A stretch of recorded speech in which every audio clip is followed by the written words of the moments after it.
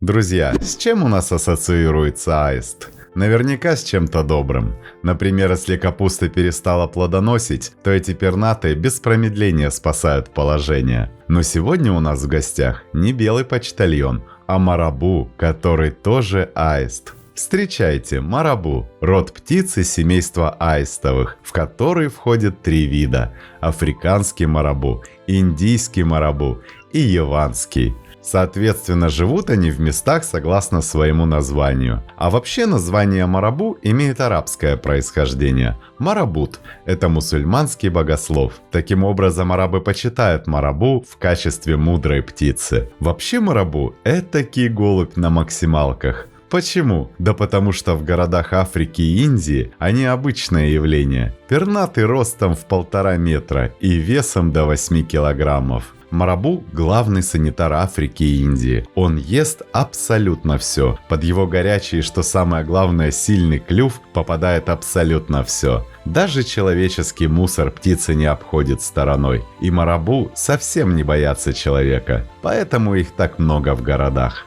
Голая синюшная морда нашего красавца заканчивается длинным клювом, а с шеи свисает кожаный мешок. И это неспроста. Дабы не пачкать руки, а уж тем более свой сюртук, марабу пришлось облысеть. Лысина просто-напросто оберегает птицу от всевозможных вирусов и микробов, которыми кишат гниющие туши. Он может съесть все, что угодно. Желудок марабу не боится ни гнилостных бактерий, ни ботулизма. Где другие умирают, марабу обедает. Кстати, зачем марабу такой странный отросток на шее? Великие умы до сих пор не знают. Сначала предполагали, что в этот мешок птицы складывают еду про запас. Но сейчас орнитологи склонны думать, что эти мешки используются как подушка, на которую марабу складывает голову. Справедливости ради надо сказать, что охотой марабу тоже не пренебрегают. Также марабу не боятся отнимать добычу. Иногда им удается и с гиенами пободаться, чтобы с гордостью завладеть лишним кусочком мяса. Несмотря на внешность, сердце марабу несомненно знает слово «любовь». В сезон дождей оно тает от нежности. В отличие от прочих пернатых, самец марабу не спешит выплясывать вокруг своей будущей дамы сердца. Более того, самочки сами добиваются внимания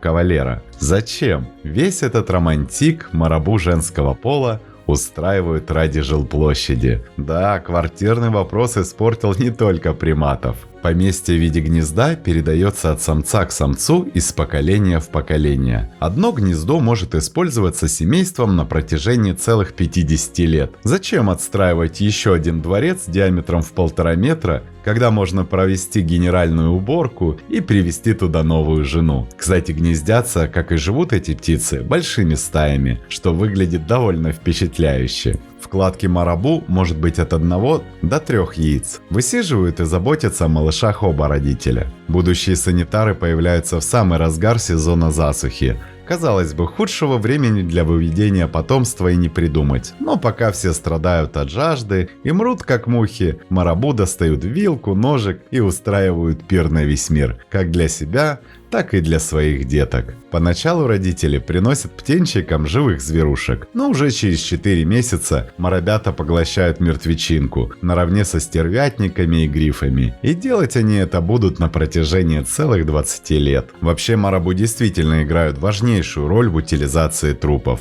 Арабы марабу любят, считают эту птицу символом мудрости. А вот африканцы ненавидят марабу, считая их мерзопакостными падальщиками. И поэтому часто их отстреливают. Жаль, что африканцы не в курсе, что марабу – это их единственные спасители от эпидемий и кучи мусора, которые они сами и создают. А как вы относитесь к природным санитарам? Их роль важна в экосистеме? Напишите в комментариях. Для тех, кто долгое время с нами и кто хочет поддержать развитие канала, может перейти на платформы Boosty и Patreon по ссылкам в описании. Там видео будет появляться раньше и без рекламы, а возможно и видео, которых не будет на платформе YouTube. Надеемся, что вы цените наш труд. Спасибо, что посмотрели этот ролик. Не забывайте ставить лайки, писать комментарии о том, какое бы животное вы хотели бы увидеть в следующем видео, и делиться этим видео с друзьями. Это очень помогает развитию нашего небольшого сообщества. Подписывайтесь на наши паблики по ссылкам в описании к видео. Там много интересного. С вами канал о животных ЗУ. Мы собираем большую видеоэнциклопедию про все виды животных планеты. Любите природу вместе с нами. До скорых встреч!